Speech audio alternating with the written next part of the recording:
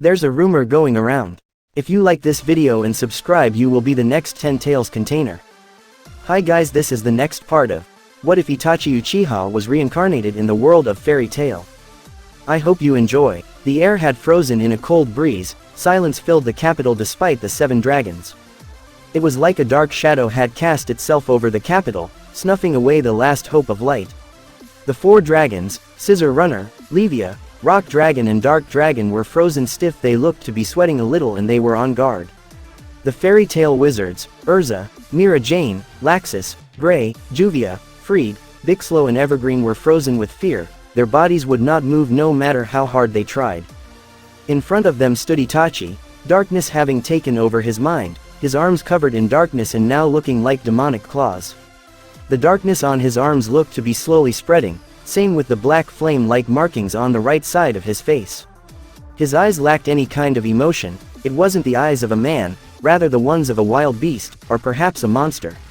He stretched out his right demonic black claw, that morphed itself into a long black blade of darkness. Itachi, Mira uttered weakly, not even being able to speak with this sensation of darkness and killing intent in the air. In the distance, the black wizard Zirf looked down upon this scene. Sitting down like he was about to watch a movie. Now then, begin. Zirf smirked. Itachi at super speed vanished from the spot he once stood at, and appeared hovering between the 4 dragons. He swung the blade of darkness that was his right arm to the side, and started spinning rapidly at high speed. The dragons howled in pain as their bodies were cut from the blade. Itachi stopped spinning for a second as his hand reverted back into a black demonic claw, then both claws expanded in size and were clenched into fists. And once again he started spinning, this time knocking the dragons to the side, as they all skidded back. Run, Urza ordered, and the others managed to pick themselves up and started running away, and Itachi didn't seem to notice them at all. He seems mostly focused on the real threat for now. What will happen when he kills that threat, I wonder? Zirf smirked as he kept on watching the battle. Although, he doesn't appear to be in control of his own mind and is purely acting on instinct, and of course the influence of that power. Seems all that dark energy erupting into his mind all at once was too much for him to grasp and control. I suspect he should return to his senses after a while. However, will it be too late?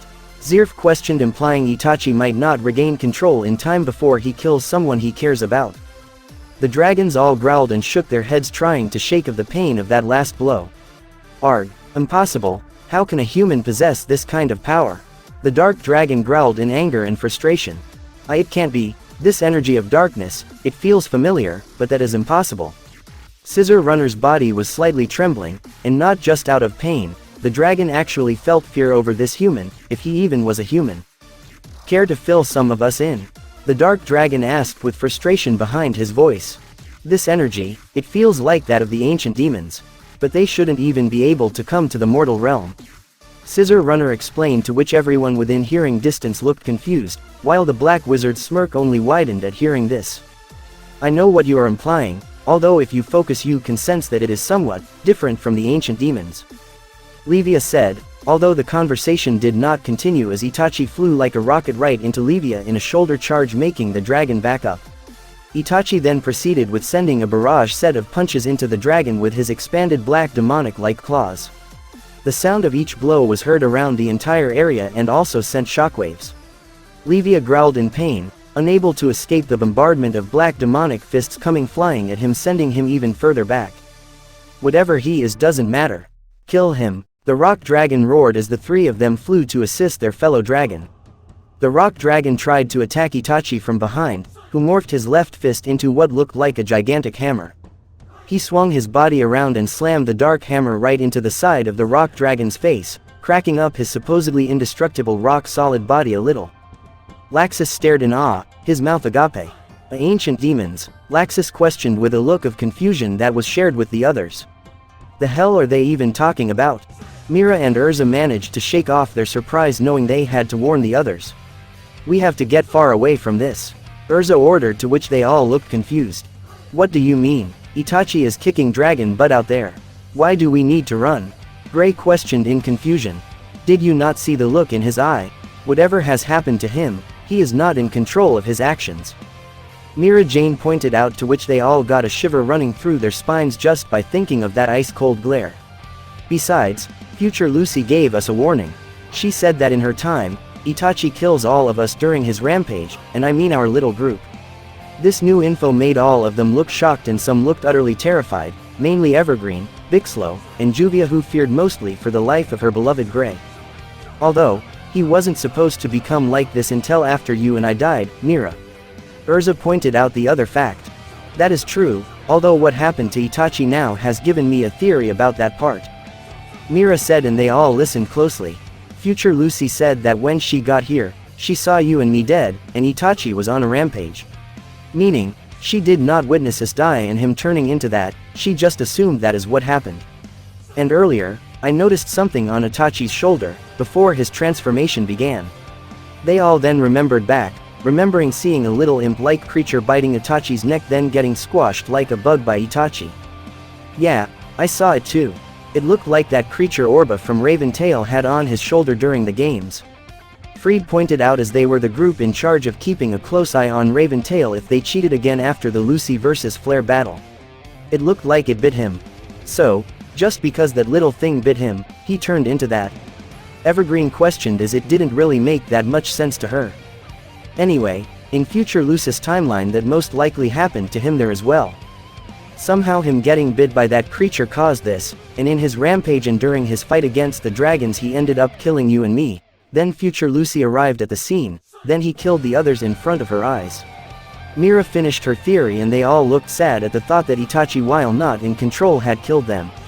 They could only imagine what he felt like once he regained control, if he ever regained control. Meanwhile, with Jalal and Wendy fighting Zirconis. That was unexpected. Zirconis looked into the distance that was Itachi's fight against 4 of the dragons. He then returned his attention to his prey. Oh well, doesn't matter. I will just focus on devouring all of you. As you all can see, I am much more civilized than the others. Rather than rampaging all around, I prefer to have a chat with people, you know, before I eat them. Zirconis let out an amused laughter that frightened the royal guards, who along with Arcados tried to defend the princess. Zirconis. Wendy decided to try a different approach rather than fighting. Oh, what's this? You wish to talk to me, young lady? Zirconis looked condescendingly down on little Wendy. Wendy, get away from him, Jalal warned, although Zirconis smashed his tail right in front of Jalal, who jumped back. Now, don't be impatient, I will get to devouring you later, human. Go on, young lady. Why are you doing all this? What are you after? Wendy questioned. What we are after? You will have to ask that guy up there. The one standing on top of Mother Glare over there. He is the one giving out the orders. You mean the Rouge that came from the future? Wendy looked towards where Zirconis was pointing, at the heavy-scaled dragon flying above them all in the capital. Well, I'm doing what he say because it's fun in its own way. I don't understand, what purpose do you have in destroying the world? If you do that, there won't be any place for you dragons either. Lucy spoke her mind, although Zirconis didn't care to respond, as future Rogue's dragon-controlling magic forced him against from speaking his mind on the matter. Instead he decided to attack little Wendy by swinging his claw down upon her, and just in time Jalal swapped in and grabbed her, using his heavenly body magic to move at high speed like a ray of light. Thank you, Jalal-san, Wendy uttered, a little baffled that Zirconis attacked her out of the blue. Don't worry about it, just focus in aiding us slaying this dragon. Jalal smiled gently at the little dragon slayer, who returned the smile and nodded. Now then, let's go. Jalal summoned forth 6 rays of light coming crashing down on Zirconis from the sky. Wendy jumped out from Jalal's arms and inhaled her breath. Sky Dragon. Roar. Wendy spewed out a massive tornado of wind blasting into Zirconis' face, making him twitch his body in annoyance. Keep him busy, Jalal said, to which Wendy nodded. Young lady, you're really starting to annoy me. Zirconis roared as Wendy swung her arms back. Sky Dragon. Wing attack. Wendy swung her arms as they were covered in tornadoes, swinging them down on Zirconis like wings flapping into the dragon. To Zirconis it felt like getting slapped. He backed up a little and growled in anger. Zirconis then unleashed a breath attack at the soldiers. Lucy, Yukino, Happy, Charles, Panther Lily, Wendy, Jalal, Arcados and the princess were able to avoid getting hit by the breath attack, but everyone else. In the smoke the soldiers were heard. They sounded panicked. As the smoke cleared it was revealed all their clothes were gone, all of them. I think I might throw up, Panther Lily uttered in disgust. What the heck? One of the guards questioned as they all looked confused as to what happened with their clothes. Meanwhile Lucy, Yukino and Wendy all blushed slightly from seeing so many naked men in front of them. You humans are delicious, but your clothes taste foul. That's why I made them disappear. Don't look, princess. Arcados defended Hisui's innocence by covering her eyes. My armor. I'm so embarrassed. Don't look at me. What an insult. The minister shouted, having also lost his clothes, and all the soldiers ran away out of embarrassment. Jalal merely sweat dropped at the scene. Seriously, a dragon has that kind of magic? Now that I think about it, men taste disgusting. Women, I'll eat the women. Zirconis pointed at Lucy, who shuddered, looking freaked out, and backed away with Yukino and Arcados with the princess. Was that magic? Wendy questioned. That's right, all dragons can use magic. Zirconis replied, having returned to having a normal conversation. What kind of magic makes clothes disappear? Lucy questioned in disgust. Zirconis then stared at her and was about to unleash another breath attack. And Jalal swapped in and grabbed her before the blast hit. Thank you. Lucy looked relieved. Don't worry about it. Jalal put Lucy down and gathered a lot of magic power around him. Jalal then bowed down while pointing his left hand down with his middle and index finger sticking out. He then moved his right arm until his hand pointed upwards. Wendy. Right. Wendy stretched her hands out towards Jalal and a green aura flared around her. Enchantment. Eel Vernier, Eel Arms. The power around Jalal intensified and the clouds over them started circling. What the? His power is almost the same as half my full power. Zirconis looked stunned and shocked, then he snickered. Ah, I see, Sky Dragon magic, enchantment, she gave you a power boost. Die. Zirconis swung his claw down towards Jalal, but was halted as a wave of wind hit him in the face like a piercing needle. Wendy had covered her right foot with wind, making it look sharp like a knife. Why, you little. True heavenly body magic, Seema. The clouds started to create what looked like a cyclone. A sphere of energy gathered into the sky above Zirconis, who instantly directed his attention away from Wendy and at the energy in the sky. The energy then came crashing down, looking like a meteorite. Zirconis was about to move out of the way but was stopped as two tornadoes formed on each of his sides. Well, damn, Zirconis uttered as the meteor blast hit him and exploded in a massive explosion of magic power. Is everyone okay? Charles asked as she was holding Wendy while flying in the sky above the explosion.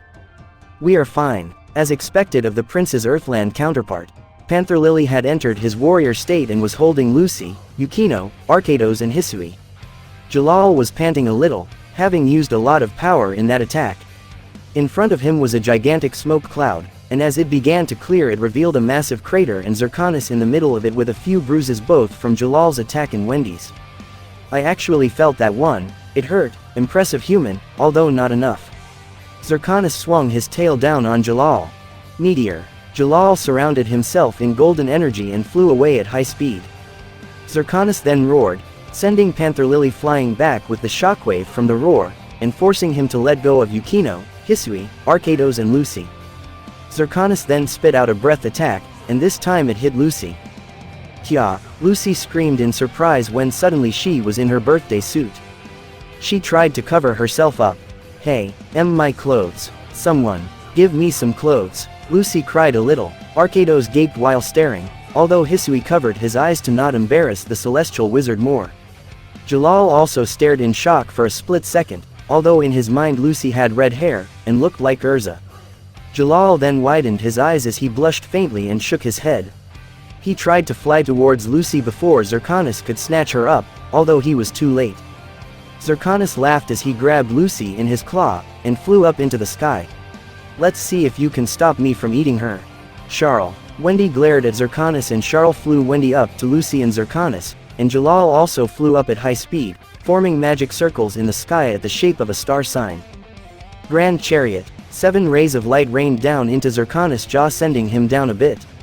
You lowly little human. Zirconis was blasted by a breath attack from Wendy. He growled and swung his arm with Lucy back, sending the naked celestial wizard flying into the sky while screaming. Whops, there goes my dinner. Lucy. Wendy wanted to go after Lucy but Zirconis was in the way. Meanwhile, with Natsu and Happy. Natsu was with Makarov and mostly every other guild fighting Atlas Flame. Natsu heard Future Rogue laughing while flying over them. He growled in anger, He knew what Jalal said, but that man killed future Lucy. Natsu, keep focus, Makarov shouted as in his giant form he wasn't even able to push the fire dragon back. Jura sent rock fists flying towards Atlas Flame, although the heat from the dragon melted the rock fists. You foolish humans, will never be able to defeat a dragon. Atlas Flame roared and unleashed a breath attack. Natsu jumped in front of it and devoured the flames. Oh yeah, well I'm a dragon slayer. And I'm gonna beat you. Natsu roared and charged at the dragon with his fist raised. He ate my flames. Atlas Flame was stunned. This human was going to be troublesome. Natsu slammed his fiery fist into the dragon, although it didn't seem to have much of an effect. Atlas Flame roared, sending a shockwave that sent Natsu flying until he was caught by Happy. Fire Dragon. Roar. Natsu spewed out a violent amount of fire right into the fire dragon, although it didn't have much of an effect. Fool, I'm a fire dragon, fire attacks like that have no effect on me. Atlas Flame roared. Natsu growled, if he couldn't do anything here, he might as well. Natsu looked up at Mother Glare that had future Rogue on his back, and an image of a lifeless Lucy came to mind and his body started trembling in anger. He needed to take future Rogue down himself. It was not out of pride, it was out of revenge. He took something precious from him right before his eyes and he was helpless to stop it. That is what really nagged him, he was helpless to save someone precious to him. He might still have his timeline Lucy, but it didn't matter, just seeing a dead Lucy no matter from which freaking timeline brought feelings of sorrow and anger to Natsu's heart. Sorrow over seeing someone precious die, anger over not being able to stop it or beat the bastard who did it. He knew the others needed him against Atlas Flame, or rather they needed a dragon slayer. Then Natsu saw in the corner of his eye, Sting and Rogue about to attack Mother Glare. Wait, Rogue, Sting, could you take care of this one? I will take that one. Natsu shouted, causing the twin dragons to halt.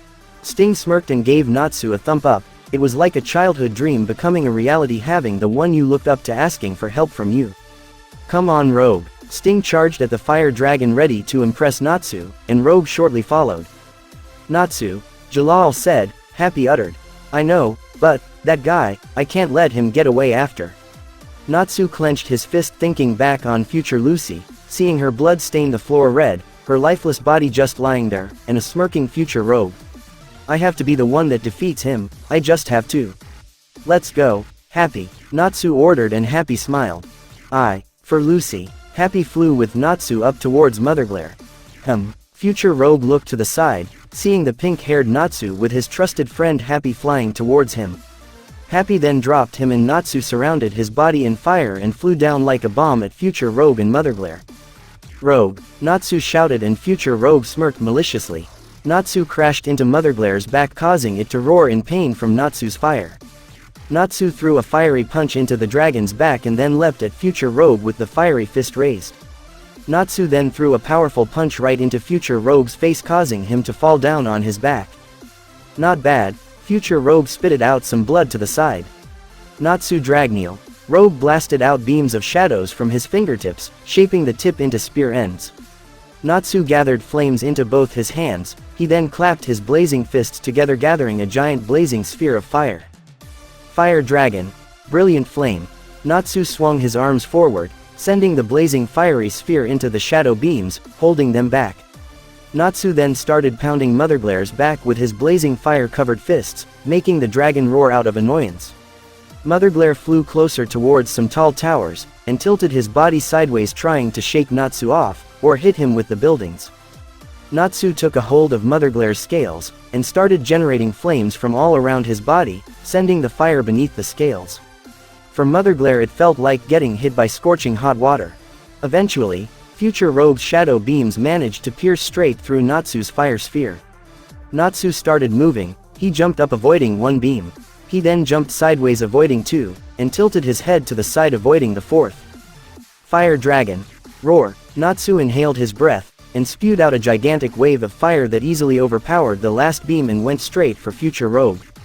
Rogue smirked maliciously as he vanished into the shadow on Mother Glare's back, moving towards Natsu.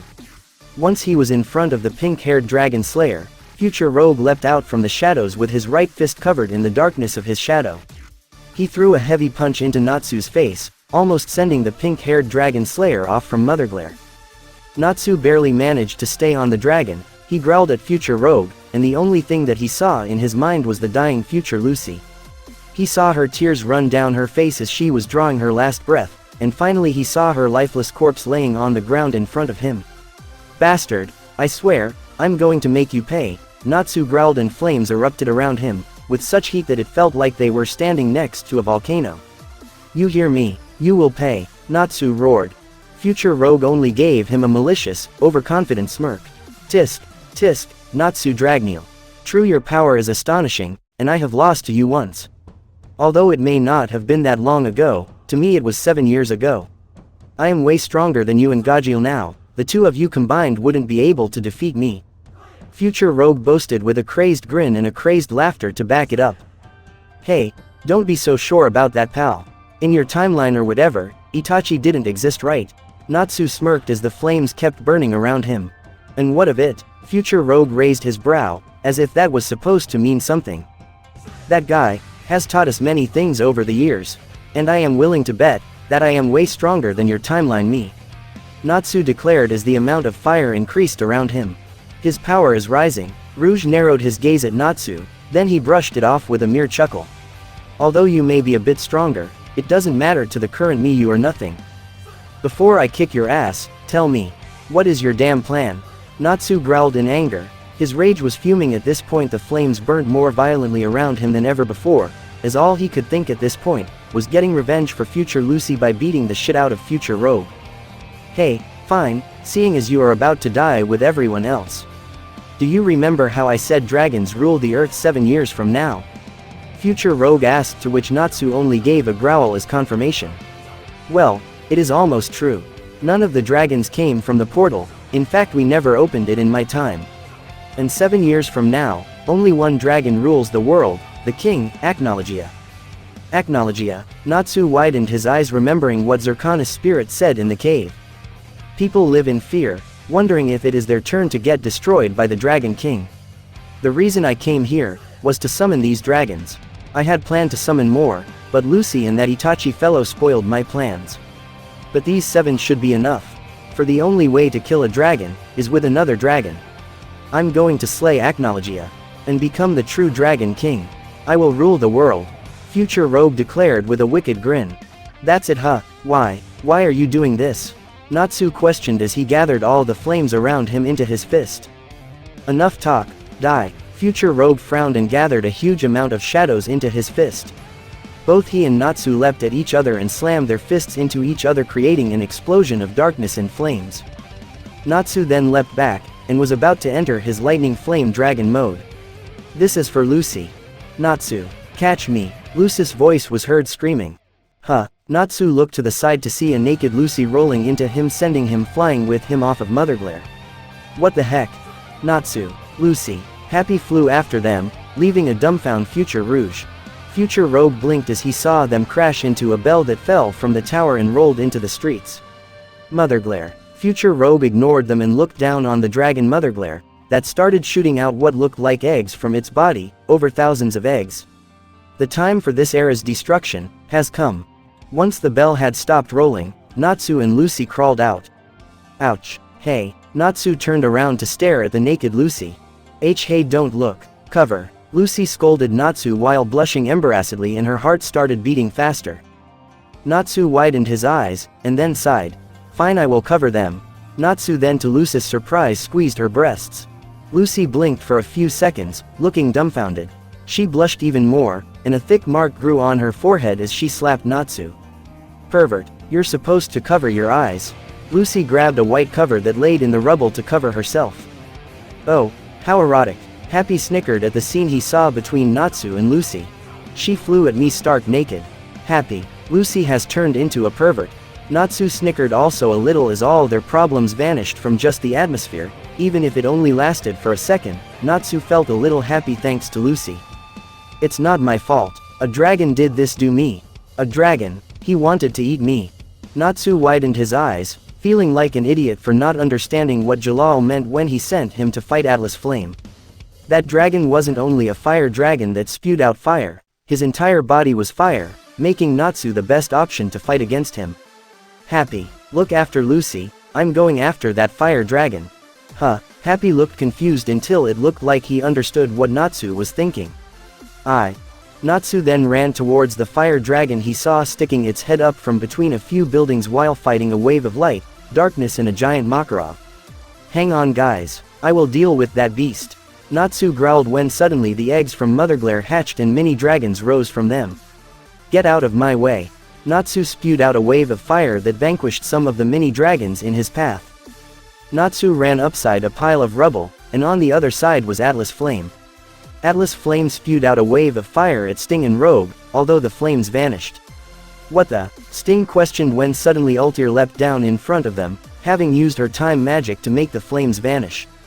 You okay? Meredy leapt down next to Altair. Who are you two? Rogue questioned. Does it matter? We are on your side.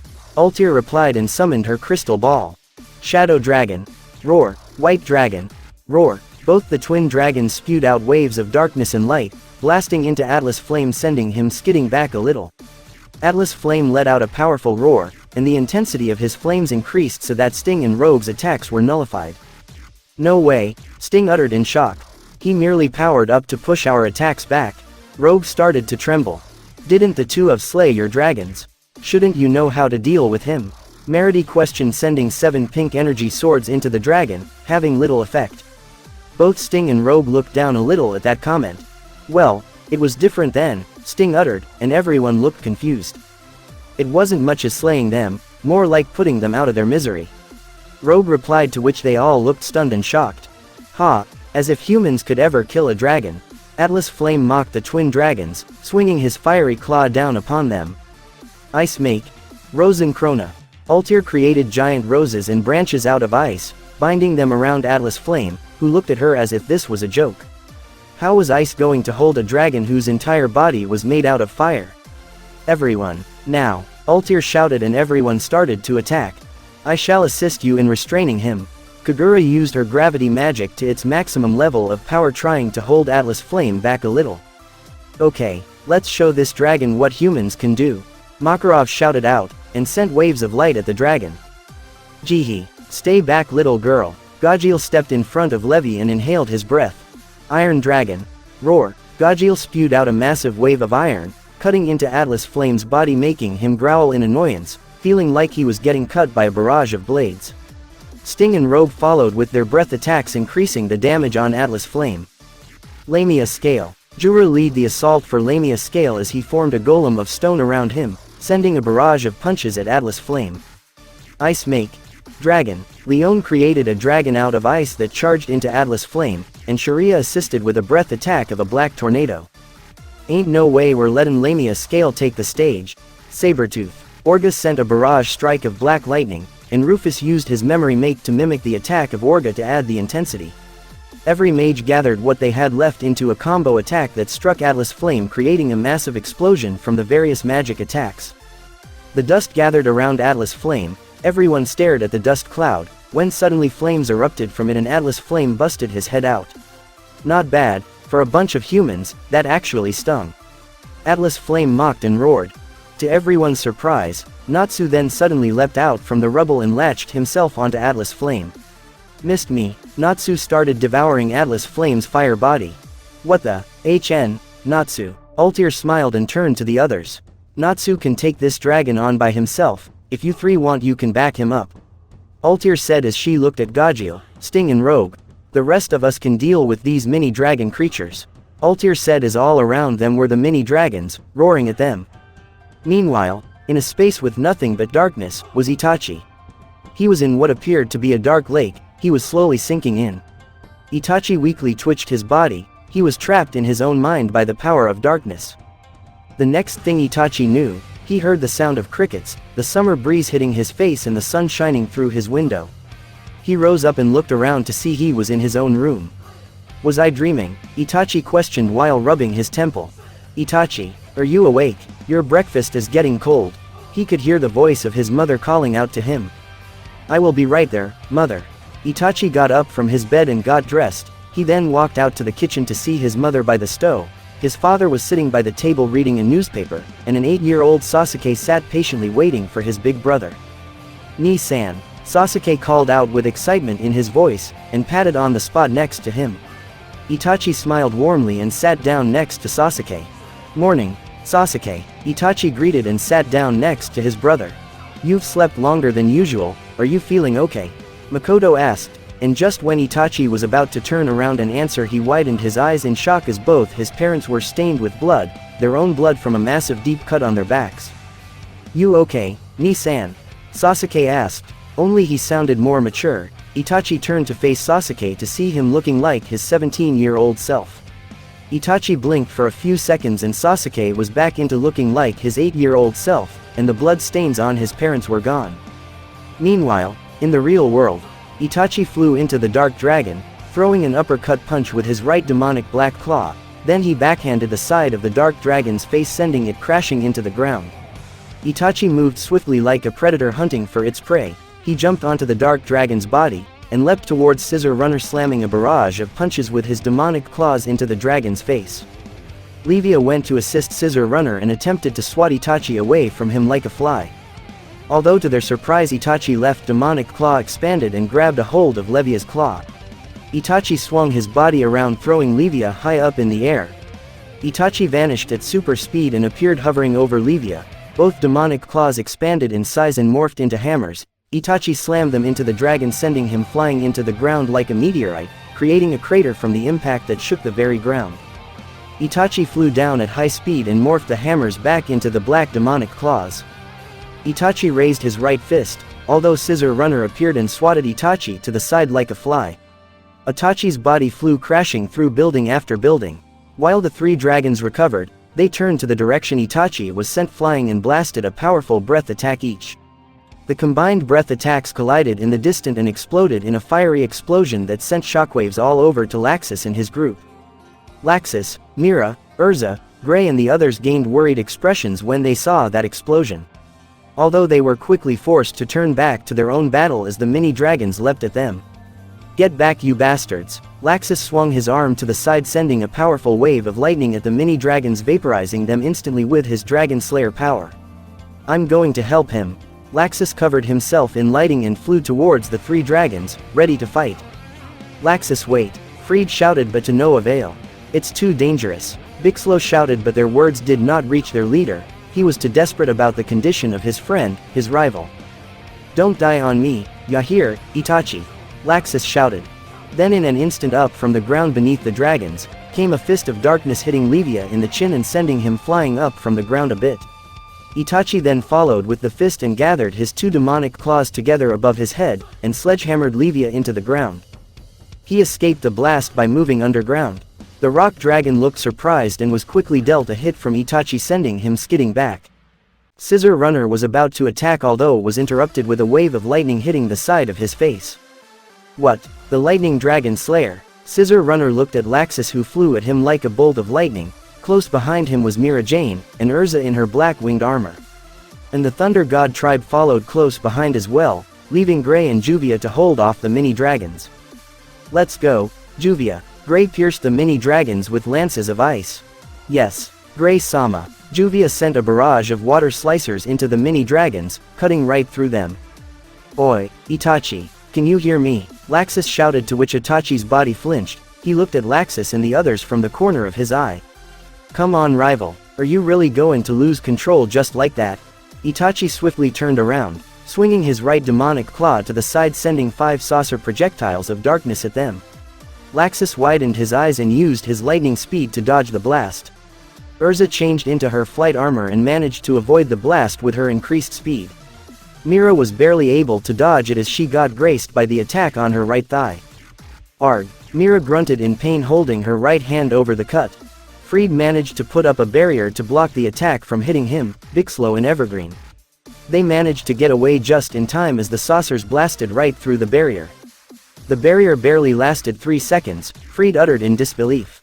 "He attacked us, he really isn't in control, we have to fall back," Urza commanded. Despite the idea of leaving Itachi like this hurt her to the core, but they had to face the reality of the situation. If they stayed, they would die, either by the dragons or Itachi himself, and she knew, if Itachi ever gained control over himself, that would have hurt him most of all. "She is right, Laxus." We have to fall back to Gray and Juvia. Fried tried to reach his friend and leader once more. Although Laxus only stared at Itachi in disbelief, it was unbelievable that someone like Itachi would lose control like this. Laxus clenched his fist and gritted his teeth in anger. Not saying a word, he flew back and the Thunder God tribe shortly followed. Erza re-equipped back into her black wing armor, and flew over to Mira, who only looked at Itachi with a saddened look. "Are you okay?" Erza asked as she took a look at the cut on Mira's thigh. "Yeah, it's just a scratch," Mira replied while still looking at Itachi, who had gone back to fighting the dragons. Either that earlier was a warning shot, or he simply didn't care and didn't consider them a threat unlike the dragons. "You know he didn't mean to do it." Erza put her hand on Mira's shoulder. Mira grabbed a hold of Erza's hand. "I know." Mira gave a nod and turned around to look at Erza with a smile and keeping up a brave face, and yet tears of sadness ran down her cheeks. "He will regain control, he will come back from this," Erza assured, although she herself was clenching her other hand. She was just as concerned as Mira that they might not get their Itachi back. "And what if he doesn't? What do we do then?" Mira's body began to tremble. "Will we have to fight him? Will we have to kill him?" The tears kept running down from her eyes, and she embraced Erza in a hug. "There's no way I could do that," Mira cried into Erza's shoulder. Erza gently patted Mira on the back while looking at Itachi fighting evenly matched with the dragons, or even overwhelming them.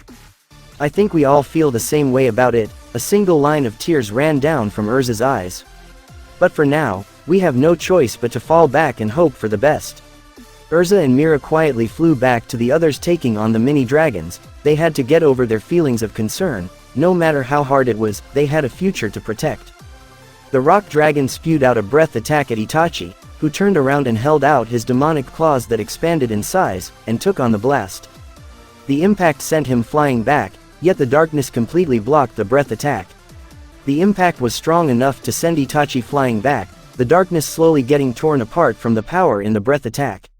On pure instinct, Itachi managed to push himself off the wave and jumped to the side as the wave flew into the distance and exploded. Levia then appeared and swung his claw into Itachi, sending him flying. The dark dragon had recovered and flew after Itachi, and swung his tail down into him, sending Itachi crashing into the ground. Both the rock dragon and scissor runner charged at Itachi, smacking him around and once again sent him flying into the air. Watching from a safe distance, while fighting of the mini dragon's mother glare unleashed upon the capital, Mira watched in horror as the dragon seemed to be beating Itachi.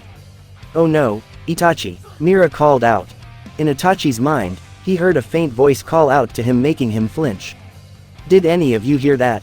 Itachi asked his family while looking around. "HN, what are you talking about?" Fugaku questioned, obviously not having heard a thing. His mother and brother had the same look. "Never mind. Must just have been my imagination." Itachi held his hand to his temple. For some reason his head was hurting, like someone was sticking a needle into his brain. And despite being happy being with his family, something didn't feel right about all this. He looked into his own hand, seeing it was black and looked like a demonic claw. My hand, what is this?" "Huh, your hand looks just fine." Makoto peeked over to Itachi, looking confused as to why her oldest son was acting like this. Itachi looked back at his hand to see it was back to normal. "My eyes must be playing tricks on me." Back in the real world, Itachi recovered and extended both his arms and formed them into blades. He landed on the ground, and jumped towards the dark dragon, leaving a small crater behind. The dark dragon unleashed a might breath attack at Itachi, and the dark blades suddenly morphed into what resembled that of demonic wings of darkness.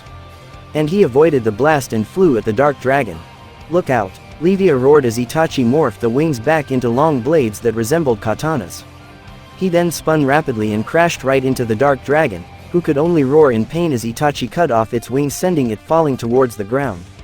The dark dragon looked shocked and horrified. His proudful wings had been cut off. He would never take off into the sky ever again, and he knew this would most likely be his end as he looked up at Itachi. Itachi then floated upside down, stretching the blades out directed at the dark dragon, and started spinning so fast that all that was seen was what resembled a giant bullet of darkness. He came crashing down like a meteor into the dark dragon. Once he crashed into the dragon, the ground exploded with dark energy, gathering a lot of rubble and dust into the air. Levia, Scissor Runner and the rock dragon surrounded the dust cloud, and they heard the roar of pain from their comrade, that was eventually silenced and replaced by the smell of fresh blood. When suddenly out from the dust flew out the dark dragon's head, and its blood stained the ground and landed between the 3 dragons, who all looked stunned.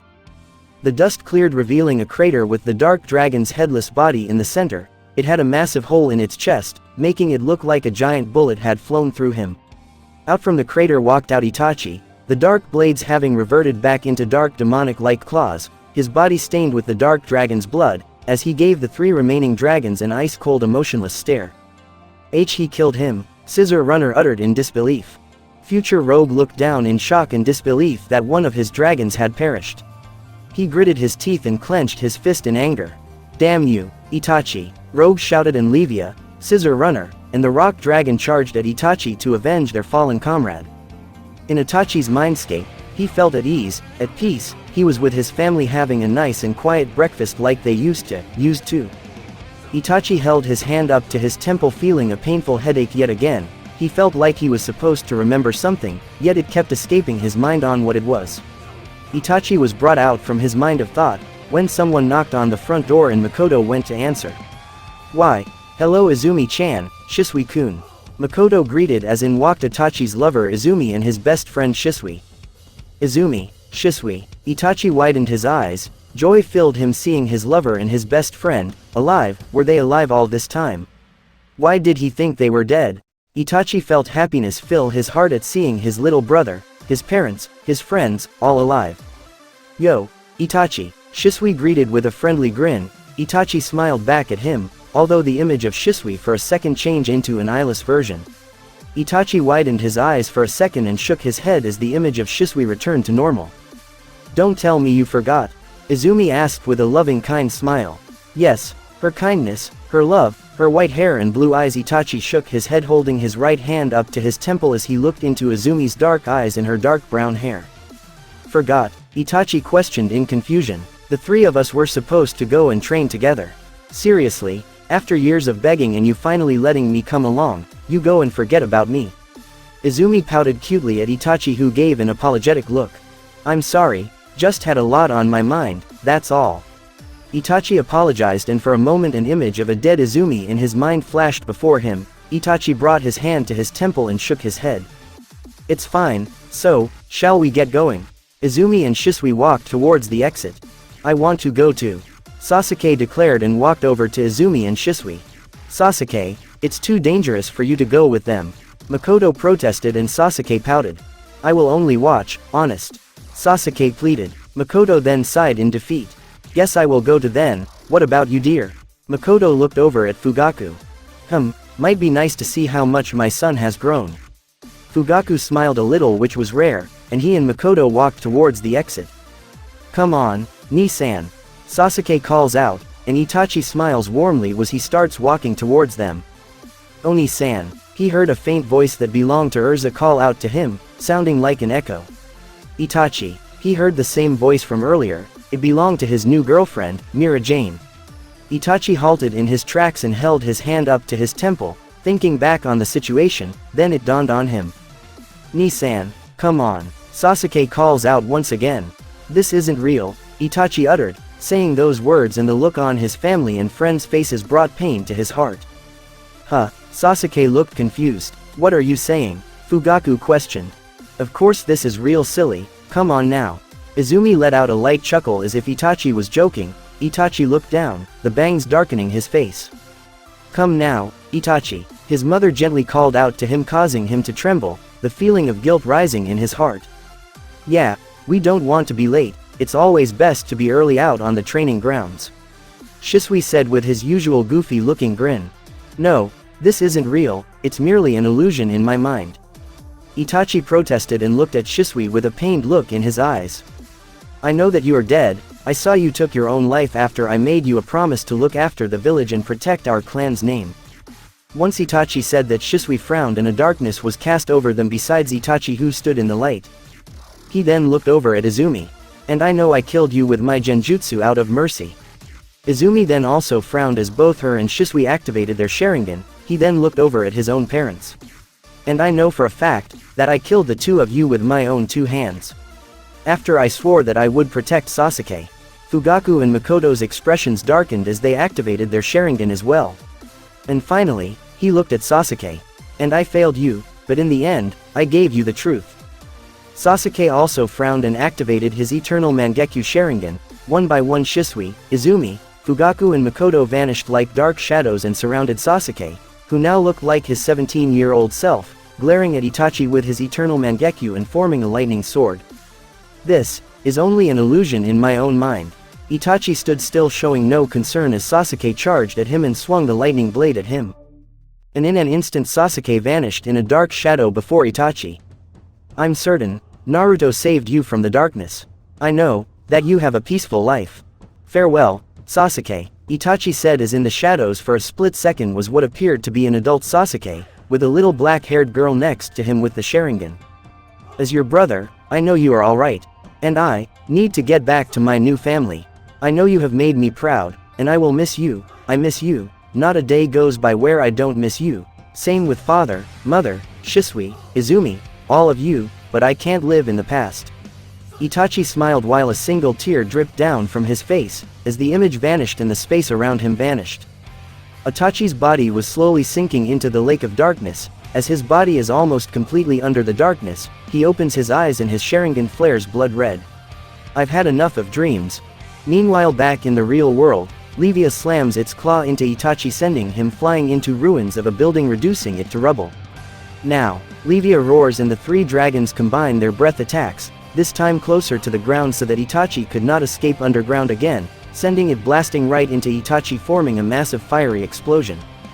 No, Mira and Urza scream in horror, while Laxus, Gray, Juvia, Freed, Evergreen and Bixlo widen their eyes in disbelief, thinking Itachi died.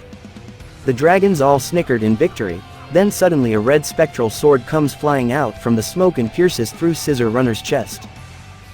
Scissor Runner gaps, and the other two dragons look shocked as Scissor Runner's body is dragged into the blade, and is pulled into a red spectral gorge held by a red spectral giant hand.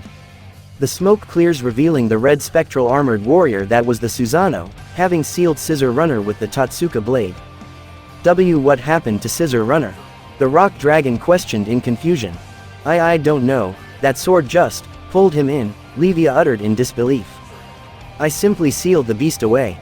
Itachi's cold voice sent shivers down the dragon's spines as he flew with the Susanoo, delivering powerful punches into them, sending them skidding back. There seemed to be a lot of smaller beasts around here now, about 1,000, Itachi looked around the battlefield with his Sharingan. Hey, guess I should dispose of them. Itachi grins maliciously as the Susanoo evolves further into the perfect Susanoo. The dragons look up in shock that the spectral warrior grew in size and looked down on them as the dragons reached up to its chest. The perfect Susanoo spread its powerful angelic-like wings and flew into the sky over the capital, gathering a lot of energy around itself. Target lock on.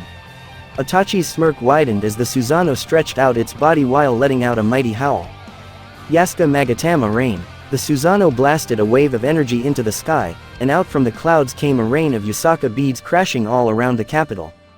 Gray, Juvia, Laxus, Urza, Mira, Freed, Bixlo and Evergreen were surrounded by the mini dragons, at least over 100 of them. Then came the Yasaka beads raining down into the mini dragons, destroying all of them. That was, Gray uttered in awe as the burning fire from the explosions surrounded them. He is back in control then? Freed questioned, looking at the Susanoo in the sky.